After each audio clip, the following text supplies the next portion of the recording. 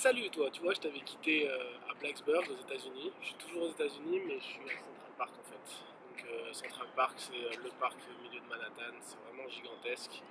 Et comme tu peux l'entendre, on est au milieu d'une ville qui grouille de voitures, etc. Et t'entends pas grand-chose. Non, c'est vraiment cool ici. Voilà, donc une petite vidéo pour te dire que j'allais bien, qu'il y a eu pas mal de péripéties depuis que je suis à New York. Des bonnes et des mauvaises. J'ai rencontré des gens vraiment super. Tu as pu le voir, Anthony, c'est un mec vraiment génial. Donc je l'ai invité en France, peut-être que tu le rencontreras un de ces moments. Et sinon, à part ça, je voulais vivre cette aventure à New York de 3 semaines différemment. Et je voulais pas faire tous les spots touristiques, Broadway, tout ce que tu peux voir à la télé sur New York. Moi, je voulais juste profiter de la vie ici et j'ai rencontré des gens qui m'ont permis de faire ça parce qu'ils m'ont incrusté dans leur vie et c'était vraiment agréable de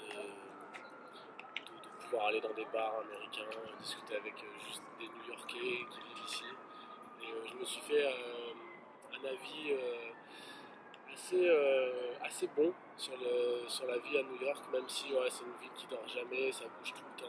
Les Américains sont des gros travailleurs, et les New-Yorkais en particulier.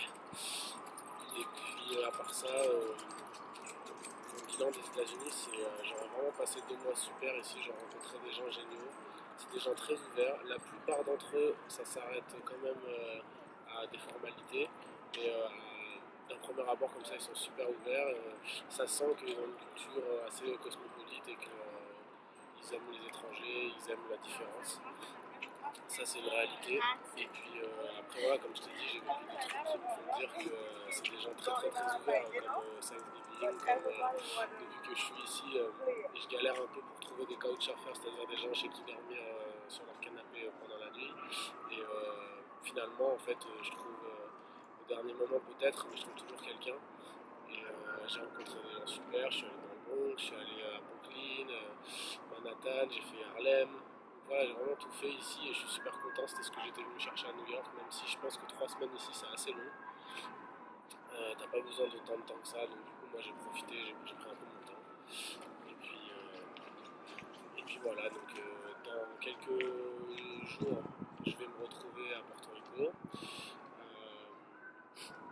Donc un conseil, si tu viens aux États-Unis, ne change pas ton accent, essaie pas d'avoir un accent américain, parce que ce qu'ils aiment du français, c'est leur accent. Et en tout cas, que ce soit les gars ou les filles, ils aiment bien le français parce qu'ils trouvent que l'accent du français est cool. Voilà, ils se foutent assez souvent de ma gueule, je te l'accorde. Mais bon, dans l'ensemble, voilà, c'était cool. Après, petit point culturel, tiens.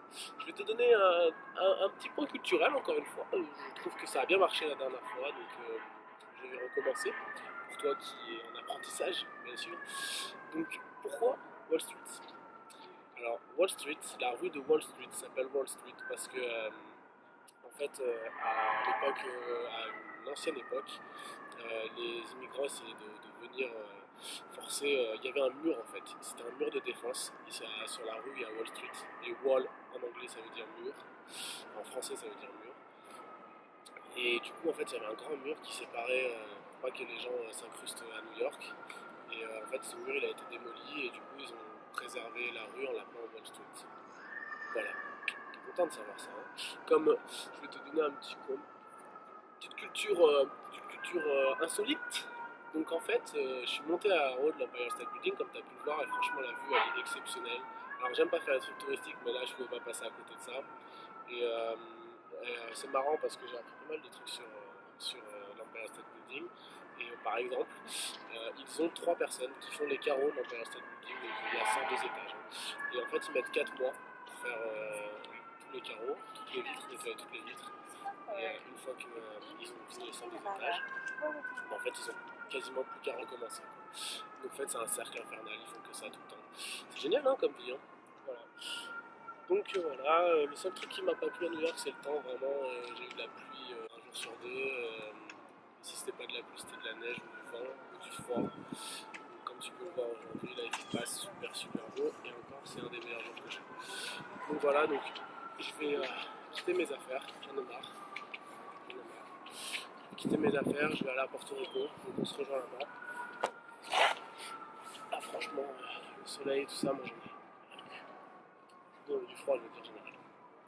Au soleil, à la plage, à la mer. Donc on se retrouve à Porto Rico. Maillot de bain.